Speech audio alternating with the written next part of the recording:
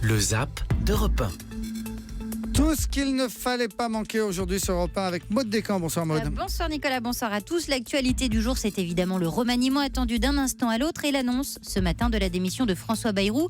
Et à ce sujet, Christophe Castaner, le porte-parole du gouvernement, a choisi de jouer la carte du franc-parler au micro de Fabien Amias ce matin. Je ne veux pas être langue de bois, vous avez raison, ça simplifie la situation parce qu'il était difficile, y compris pour le porte-parole, de répondre à vos questionnements légitimes aux enquêtes de la presse sur des sujets qui, je le rappelle, n'ont pas aujourd'hui de conséquences judiciaires. Et puis l'autre actualité, c'est évidemment la chaleur, difficilement supportable aujourd'hui, surtout quand on travaille dans les champs en plein cagnard. François Coulon est allé à la rencontre de ramasseuses de melons pour Europe 1. Très très dur.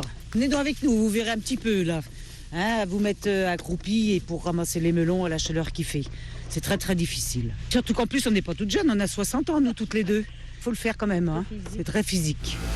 Et il n'y a pas que dans les champs qu'on souffre de la canicule. Dans le quartier d'affaires de la Défense à Paris où s'est rendu Rémi Bossaron, pas question pour les hommes de mettre un short ou une chemisette. Alors il faut être inventif pour tenir le coup. Pour éviter de porter une veste et de transpirer comme un porc dans le RER, je prends un gilet, je transpire dedans et personne ne le voit, quoi. Par contre, c'est pratiquement insupportable. Beaucoup plus supportable, selon Jean-Paul, la veste en laine. C'est une bonne manière de supporter la chaleur. C'est isotherme, comme les Touaregs dans le désert. Je ne souffre pas. Et puis la grogne des policiers ce matin sur Europe 1 après le durcissement des conditions du port d'armes en dehors des heures de service. Beaucoup ne pourront plus rentrer chez eux avec leurs armes, une décision qui passe mal au micro de Salomé Legrand.